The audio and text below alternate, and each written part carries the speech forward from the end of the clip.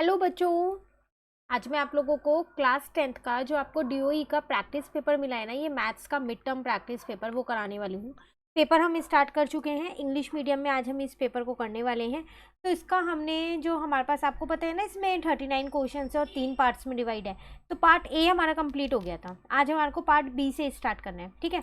तो चलिए शुरू करते हैं पार्ट बी यहाँ पर। तो इसमें हमारे पास क्वेश्चन नंबर 21 से स्टार्ट है।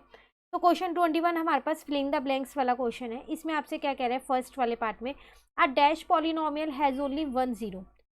तो ऐसा उस पॉलिनोमियल का नाम बताओ जिसमें सिर्फ एक ही जीरो होती है। तो वो होता है लीनियर पॉलिनोमियल। क्यों? क्योंकि क्वाड्रेटिक पॉलिनोमियल में तो 2 जीरो होती है, क्यूबिक में 3 होती है, लीनियर में क्या होती है, 1 होती है। क्लियर है। नेक्स्ट में कह रहे हैं आपसे यहाँ पर in triangle A B C and triangle D E F. दो ट्राइंगल है आपके पास यहाँ पर। पहले ट्राइंगल फटाफट से ड्रॉ कर देती हूँ। तो एक आपको कह रहे हैं यहाँ पर ए बी सी और दूसरे में आपसे कह रहे हैं यहाँ पर डी ई एफ। इन दो ट्राइंगल्स में कह रहा है आपको ए बी जो है वो डी ई के अपॉन में है और बी सी जो है वो एफ डी ये इसमें है। Then triangles will be similar. Triangle similar कब होंगे? जब, अब देखो सिमिलैरिटी की अगर हम कंडीशंस देखें यहाँ पर, आपको पता है सिमिलैरिटी का हमारे पास एक एस ये क्राइटेरिया होता है। तो दो साइड तो मेरे पास हैं, अगर हम इनके बीच का एंगल को इक्वल कर देंगे तो ये दोनों ट्राइंगल सिमिलर हो जाएंगे। तो इसका मतलब इन दोनों, जैसे ये वाली साइड इस वाली साइड के इक्वल थी ना, तो इन दोनों साइड के बीच का एंगल है एंगल बी और इन दोनों के बीच का एंगल है एंगल डी। इसका मतलब अगर एंगल बी एंगल डी के इक्वल हो गया तो ये दोनों ट्राइंगल्स मेरे क्या हो जाएंगे, सिमिलर हो जाएंगे। क्लियर है। चलिए नेक्स्ट थर्ड पार्ट में आपसे क्या कहता है, the value of A for which 3 A lies on this. आपको इस ए की ही वैल्यू बतानी है अगर ये वाले जो कोऑर्डिनेट है वो इस लाइन पे लाई करते हैं। इसका मतलब ये आपको एक्स की वैल्यू दे रखी है, ये वाई की दे रखी है। तो अगर इस इक्वेशन को मैं यहाँ पर लिख लूँ 2x minus 3y is equal to 5। तो अब यहाँ x की जगह पर मैंने 3 कर दिया, माइनस 3y की जगह पर a कर दिया, इज इक्वल्स टू में 5 कर दिया। 3 2 जा 6 हो जाएगा, माइनस का 3a इज इक्वल्स टू में 5 हो जाएगा। अब 6 माइनस 5 इज इक्वल्स टू में 3a हो गया। तो यहाँ आ गया 1 इज इक्वल्स टू में 3a। a की वैल्यू कितनी आ जाएगी आपके पास, 1/3। क्लियर। तो जब भी कोऑर्डिनेट्स थे आपको ये याद रखना है कि फर्स्ट वाला जो होता है वो x की वैल्यू होती है, जो सेकंड वाली होती है वो y की होती है। यहाँ y की वैल्यू आपको a की फॉर्म में दे रखी थी और उसी की ही वैल्यू आपको फाइंड करनी थी। ठीक है। चलिए नेक्स्ट आपसे कह रहा है the dash is the difference of upper limit and lower limit. तो ये स्टैटिस्टिक चैप्टर नंबर 14 का क्वेश्चन है। जैसे 10 और 15 होता है तो ये लोअर लिमिट होती है, ये आपकी अपर लिमिट होती है। इन दोनों के बीच का जो डिफरेंस होता है हम उसको क्या बोलते हैं वो आपको यहाँ बताना है। तो हम उसे बोलते हैं क्लास साइज। ठीक है। तो यहाँ आ जाएगा हमारे पास क्लास साइज। क्लियर। चलिए अब क्वेश्चन नंबर 22 में आपसे कह रहा है ट्रू और फॉल्स। कह रहा है if the side of two triangle are in the same ratio then these triangles are similar. तो कह रहा है अगर एक दो ट्राइंगल्स की साइड्स की रेशो दे रखी है तो क्या वो ट्राइंगल सिमिलर होंगे? नहीं। जब तक आपको कोई एंगल नहीं पता होगा तब तक आप सिमिलर नहीं प्रूव कर सकते। जैसे भी हमने ऊपर एक फिलिंग द ब्लैंक्स किया ना, यही आपको सिमिलरिटी वाली रेशोज, सिमिलर रेशोज दे रखी थी। पर हमारा जो ये सिमिलर कब हुआ, जब हमने इसके एंगल्स को इक्वल लिखा है ना। तो इसलिए हमारे पास ये हो जाएगा यहाँ पर फॉल्स। क्लियर। नेक्स्ट आपसे कह रहा है 1 0 ऑफ द पॉलिनोमियल इज -4। क्या -4 इसका जीरो है एक? तो अगर हम इसको रख के देख लें यहाँ पर -4, एक्स की जगह पर मैंने इस रख के देख लिया -4 की जीरो है यानी, तो 4 4 जा 16 हो जाएगा। माइनस से माइनस का स्क्वायर वो कट हो जाएगा। ये प्लस का 4 प्लस का 20 आ रहा है। तो 20 प्लस 20 क्या ये इसका जीरो आ रहा है? नहीं। क्यों नहीं आ रहा? क्योंकि सॉल्व करके आंसर मेरा जीरो निकल के नहीं आ रहा ना, इसीलिए। तो ये भी मेरा क्या हो जाएगा यहाँ पर फॉल्स। ठीक है। नेक्स्ट में आपसे कह रहा है थर्ड वाले में all decimal numbers are rational number.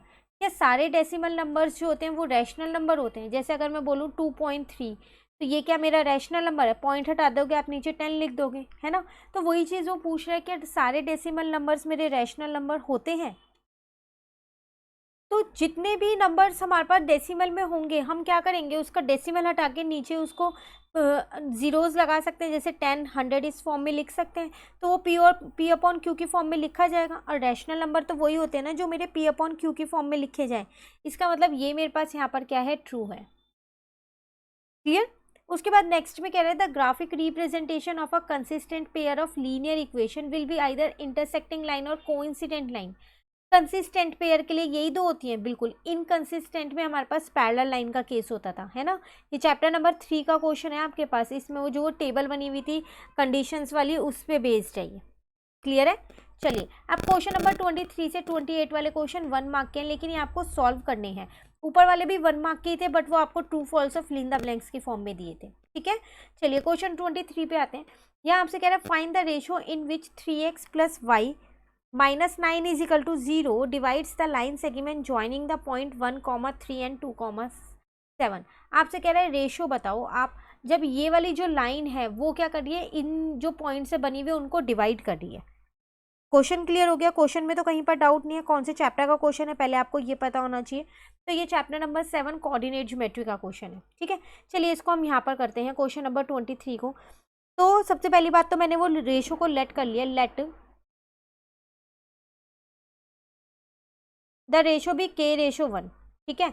अब वो लाइन में एक बार यहाँ पर ड्रॉ कर देती हूँ, इसको मैंने a नाम दे दिया, इसको मैंने b नाम दे दिया। इसके कोऑर्डिनेट्स मुझको यहाँ पर दे रखे हैं 1 और 3 और 2 और 7, ठीक है। और रेशो मैंने k/1 मान ही ली है यहाँ पर अपनी। अब वो जो लाइन थी वो थी मेरे पास यहाँ पर 3x + y - 9 = 0, ये है, ठीक है। अब जो ये है आपको k/1 में डिवाइड कर रही है, मैं मान लेती हूँ यहाँ c पॉइंट पे डिवाइड करिए, ये मैंने खुद से माना है। अब c के जो कोऑर्डिनेट्स होंगे वो मैं सेक्शन फॉर्मूले की हेल्प से निकाल सकती हूँ, ठीक है। इसके कोऑर्डिनेट्स होते हैं मेरे पास x और y।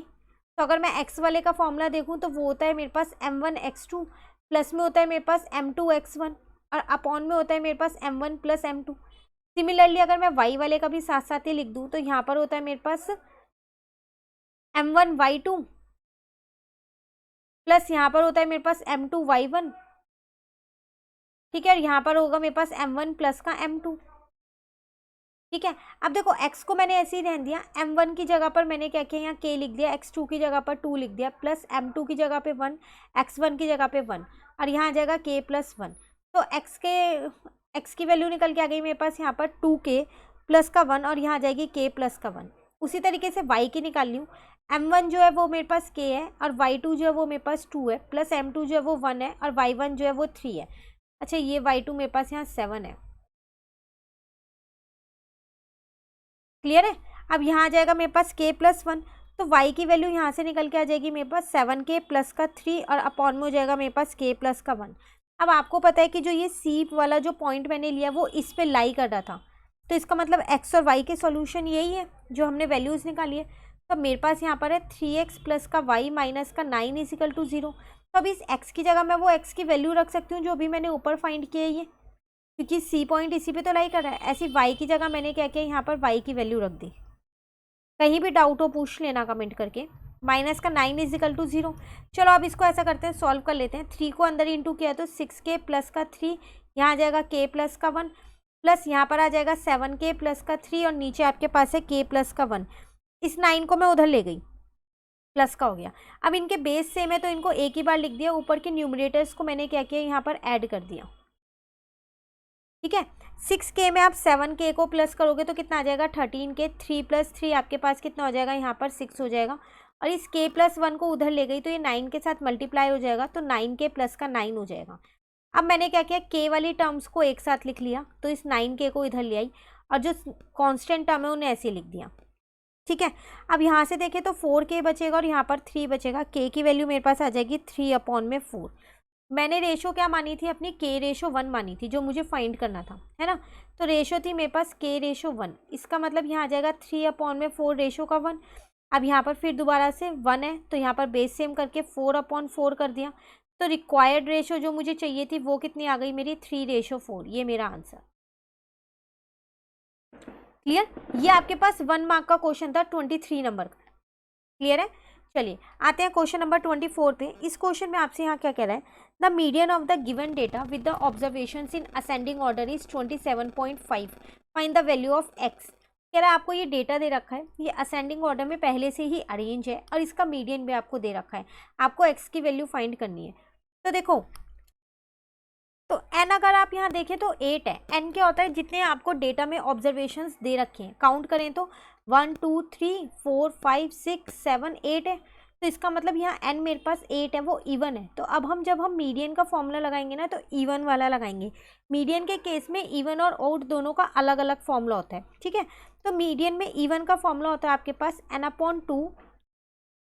n/2th टर्म, और प्लस में होता है आपके पास n/2 + 1। ये याद रखना 1 के नीचे 2 नहीं है। कई बार हम एग्जाम में इसके नीचे भी 2 लगा देते हैं और ये पूरे पे भी 2 होता है। तो n मेरे पास 8 है, तो इसका मतलब 8/2 आ जाएगा। यहाँ पर जहाँ जहाँ n लिखा है वहाँ मैं सिर्फ 8 लिख रही हूँ और कुछ नहीं कर रही। तो यहाँ आ जाएगा 8/2 + 1, और नीचे वाला ये 2 अभी ऐसी है, ठीक है। चलो अब थोड़ा सा और सॉल्व कर देते हैं इसको आगे। तो ये आ जाएगा 4th टर्म, ठीक है, और यहाँ पर आ जाएगा 4th टर्म +1 करोगे तो 5th टर्म आ जाएगी, अपॉन में 2 ऐसी है। याद रखना मीडियन आपको क्वेश्चन में गिवन है, तो इज इक्वल्स टू के इधर लेफ्ट हैंड साइड पे 27.5 आपको लिखना है, ठीक है। अब 4th टर्म अपने डेटा में अगर आप देखो तो 1st, 2nd, 3rd, 4th वो है आपके पास x + 2। अगर 5th टर्म देखो तो वो है आपके पास x + 3 अपॉन का 2 ऐसी है। क्लियर है। अब इस 2 को आप दूसरी साइड ले जाओगे तो वो मल्टीप्लाई का बन जाएगा। तो 27.5 में 2 को इंटू करोगे तो 55 आ जाएगा। यहाँ आ जाएगा 2x + का 5। अब इस 5 को आप इधर ले आए तो ये माइनस को हो गया, इजिकल टू में 2x है, तो ये आ जाएगा 50 इज इक्वल्स टू में 2x, और x की वैल्यू आपके पास कितनी आ जाएगी यहाँ पर 25। क्लियर, आपको x की वैल्यू ही फाइंड करनी थी। चलिए, अगर आपको ये मीडियन वाला नहीं आता, बाई चांस इसका फॉर्मूला याद नहीं है, तो चॉइस में आपको एक और क्वेश्चन दे रखा है उन्होंने, वो आप अटेम्प्ट कर सकते हैं। वो है find the mean of first 7 prime number. Starting के 7 प्राइम नंबर्स का आपको क्या करना है, यहाँ पर मीन निकालना है। तो प्राइम नंबर्स तो वो नंबर्स होते हैं ना जो अपनी ही टेबल में आते हैं, तो पहले हम वो यहाँ लिख लेते हैं। तो क्वेश्चन नंबर 24 है हमारे पास, तो सबसे पहले मैं यहाँ लिख रही हूँ फर्स्ट 7 प्राइम नंबर्स।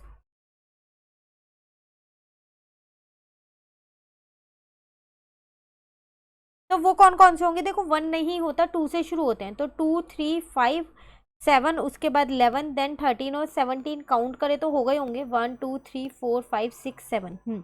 अब मीन निकालने का फॉर्मूला क्या होता है आपके पास यहाँ पर, सम ऑफ ऑल ऑब्जर्वेशंस।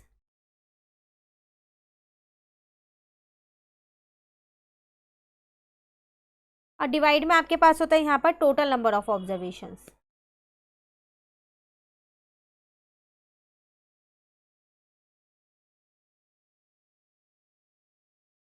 ठीक है, सम ऑफ ऑल ऑब्जर्वेशन मतलब इन सबको प्लस करना, 2 + 3 + 5 + 7 + 11 + 13 + 17, और टोटल नंबर ऑफ ऑब्जर्वेशन तो आपके पास 7 ही है क्योंकि 7 प्राइम नंबर्स लेने थे। अब इन सबको जब आप प्लस करोगे तो 58 आएगा अपॉन में 7। बस आप चाहो तो यहीं छोड़ दो, और चाहो तो इसको मिक्स फॉर्म में छोड़ सकते हो, या फिर डेसिमल फॉर्म में छोड़ सकते हो, किसी भी फॉर्म में छोड़ सकते हो। जैसे 7 8 आपके पास होता है 56, तो यहाँ बचेगा 2, तो आप इसको ये लिख सकते हो 8 2/7। क्लियर है। तो ये कौन सा क्वेश्चन था, 24th क्वेश्चन, इसमें इंटरनल चॉइस थी आपके पास। चलिए अब आते हैं क्वेश्चन नंबर 25 पे। इसमें आपसे क्या कह रहा है, express 3750 in the form of prime factors. 3750 को प्राइम फैक्टर के फॉर्म में लिखना है, तो फैक्टर्स ही तो निकालने हैं इसके, यहाँ पर लिख लेते हैं 3750। तो ये 2 की टेबल में आता है मेरे पास कब, 1875 पे। अब ये 2 की भी नहीं आता, पर 3 की में आ सकता है, क्योंकि 3 का रूल मैंने लगाया, सारी डिजिट्स को प्लस किया तो 21 आ रहा है, तो आता है 625 पे। अब ये आपको पता है 5 की टेबल में 125 पे आता है, फिर ये 5 की टेबल में आपके पास कब आता है, 25 पे आता है। उसके बाद 5 5 जा हो जाएगा और 5 1 जा हो जाएगा। ठीक है, तो प्राइम फैक्टर के फॉर्म में लिखना था, तो वो हमारे पास होगा यहाँ पर 2 इंटू में 3 इंटू में 5 इंटू में 5 इंटू में 5 इंटू में 5, ये आपका आंसर। आप चाहो तो इसे एक्सपोनेंट फॉर्म में लिख सकते हो, 2 इंटू में 3 इंटू में 5 की पावर 4। क्लियर, ये था क्वेश्चन 25, कोई इंटरनल चॉइस आपके पास नहीं थी। क्वेश्चन 26 पे आते हैं। इसमें आपसे क्या कह रहा है, find the value of theta. Theta की वैल्यू बताओ if sine theta minus cos theta is equal to 0 हो तो। बहुत आसान है ये क्वेश्चन 26। देखो, अगर आपके पास यहाँ दे रखा है साइन थीटा माइनस का आपको दे रखा है यहाँ पर cos theta is equal to 0, तो मैंने क्या किया, इस कॉस थीटा को मैं उधर ले गई, तो ये प्लस का बन जाएगा, 0 में कुछ भी चीज़ प्लस करेंगे वही आ जाएगा। अब मैंने क्या किया, इसको मैं इधर ही ले आई, कॉस थीटा को डिवाइड में आ जाएगा, ये इज इक्वल टू में 1 आएगा, है ना। तो अब साइन अपॉन में कॉस होता है मेरे पास यहाँ पर tan theta is equal to 1, और 10 की टेबल में 1 कब होता है, 1045 पे, तो यहाँ मैंने लिख दिया 1045। बस थीटा मेरा निकल के आ गया यहाँ पर 45 डिग्री। क्लियर है। पर अगर आपको ये क्वेश्चन नहीं आता, फिर इसके साथ चॉइस में आपको एक क्वेश्चन दे दिया गया है, और वो क्वेश्चन आपको क्या दिया है, if k+1 is equal to sec square A bracket में 1 प्लस साइन ए और 1 minus sine A, then find the value of k। ये भी इजी क्वेश्चन है, इसको अगर मैं यहाँ लिख लूँ पहले, वहाँ स्पेस नहीं है, तो आपको दे रखा है यहाँ k+1 इज इक्वल्स टू में आपके पास है sec स्क्वायर ए है ना, ब्रैकेट में आपके पास है 1 प्लस का साइन है और यहाँ पर है आपके पास 1 माइनस का साइन है, ये है।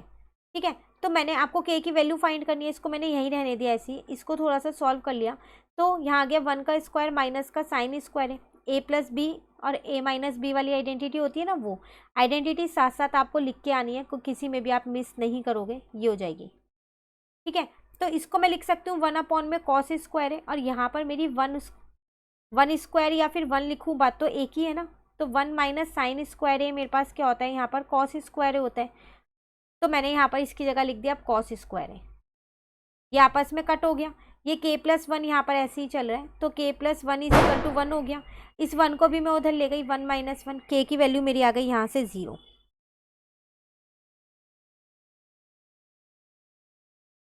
क्लियर है। कहीं पर भी दिक्कत हो तो आप कमेंट करके पूछ लेना। चलिए नेक्स्ट पे आ गए हम, क्वेश्चन नंबर 26 तक हमारा हो गया, क्वेश्चन नंबर 27 पे आ गए। यहाँ आपसे कह रहा है find the value of p for which the pair of equations, आपको 2 इक्वेशंस दे रखे हैं, has no solution. No solution मतलब पैरेलल लाइन वाला केस है, तो पहले ये दोनों इक्वेशंस आगे लिख लेते हैं। 5x plus ky is equal to 3 है,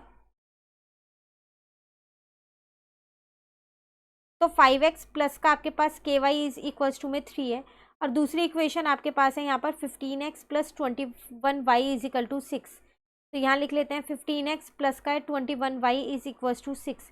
नो सॉल्यूशन की कंडीशन मेरे पास क्या होती है, वो यहाँ लिखते हैं पहले, वो होती है मेरे पास a1 अपॉन में a2 जो है वो इक्वल तो होता है b1 अपॉन में b2 के, पर नॉट इक्वल होता है वो c1 अपॉन c2 के।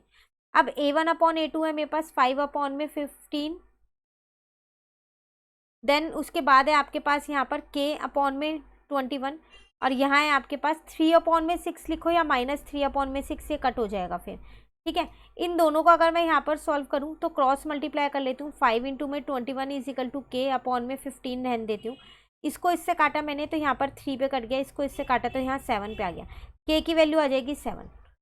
अब अगर इन दोनों को चेक करूँ मैं यहाँ पर तो हो जाएगा नॉट इक्वल टू है। ठीक है, तो k नॉट इक्वल टू यहाँ आ जाएगा 21 इंटू में 3 अपॉन में 6, इसको इससे काटा 2 आ जाएगा, बस k की वैल्यू 21 अपॉन में 2 नहीं होगी, बाकी कोई भी हो सकती है। वैसे k की वैल्यू 7 आपकी यहाँ से निकल चुकी है, तो एक ही करना है, यही वाला।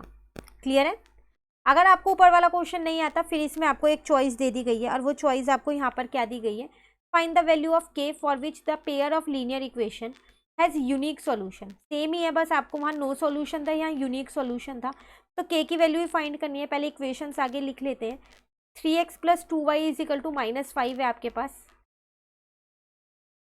3x प्लस का 2y इज इक्वल टू में -5 है आपके पास। ठीक है, उसके बाद आपके पास है नेक्स्ट है x माइनस के वाई इज इक्वल टू 2।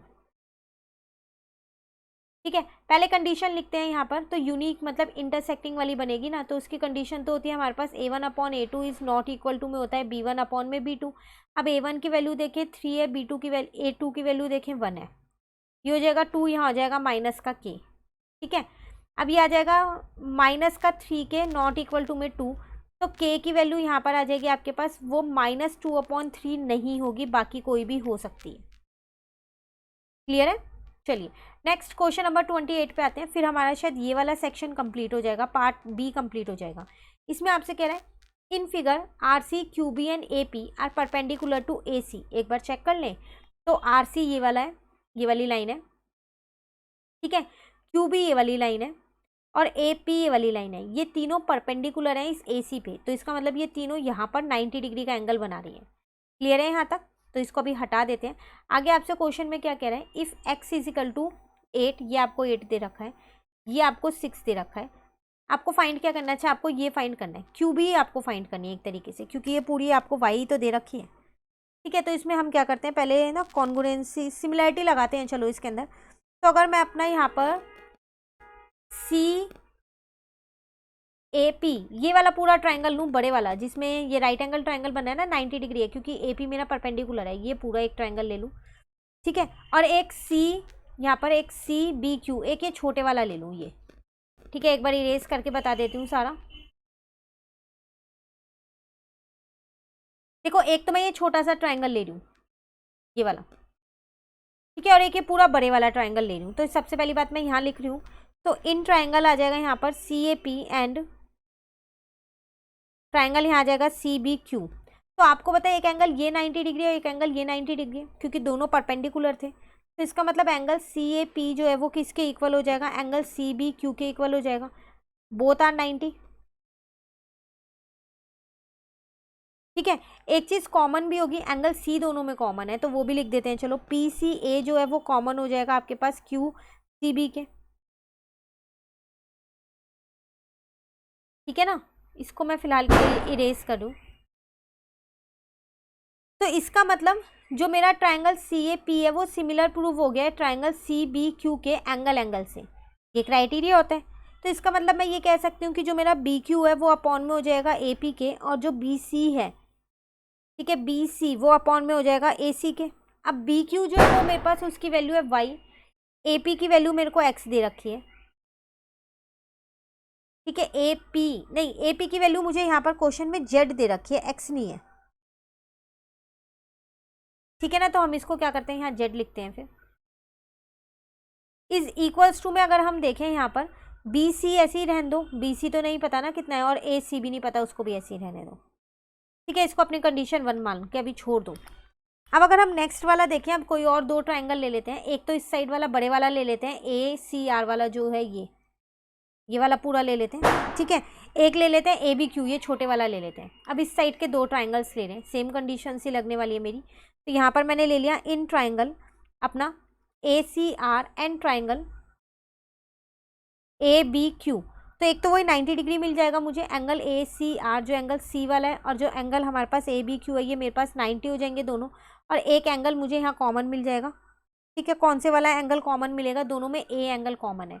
तो एक मेरे को मिल जाएगा यहाँ पर RAC, लिख देते हैं इसको। तो RAC इज इक्वल्स टू में आ जाएगा QAB, ठीक है। ये आपके पास कॉमन हो गया, तो इसका मतलब ये दोनों ट्राइंगल्स भी मेरे सिमिलर हो गए। तो ट्राइंगल ACR जो है वो सिमिलर हो गया है ट्राइंगल ABQ के एंगल से। अब इसकी रेशियोज भी लिख देती हूँ मैं यहाँ पर, ठीक है। तो इसका मतलब मैं ये यहाँ पर कह सकती हूँ कि जो मेरा BQ है वो मेरा CR के अपॉन में होगा, और जो मेरा AB है वो AC के अपॉन में होगा, ठीक है। अब अगर हम अपनी BQ की वैल्यू देखें, मुझे Y पता है, और CR की वैल्यू देखें वो मुझे X पता है, इज इक्वल्स टू में AB अपॉन में AC ऐसी है, ये मैंने इसको सेकेंड मान लिया। अब मैंने दोनों को प्लस कर दिया, तो Y plus Z plus Y plus X आ जाएगा। अब इसको यहाँ पर सॉल्व कर दूँ मैं आगे, तो वो हो जाएगा मेरे पास Y प्लस जेड प्लस में Y प्लस एक्स हो जाएगा, इज इक्वल्स टू में राइट हैंड साइड को BC अपॉन में AC और AB अपॉन में AC हो जाएगा,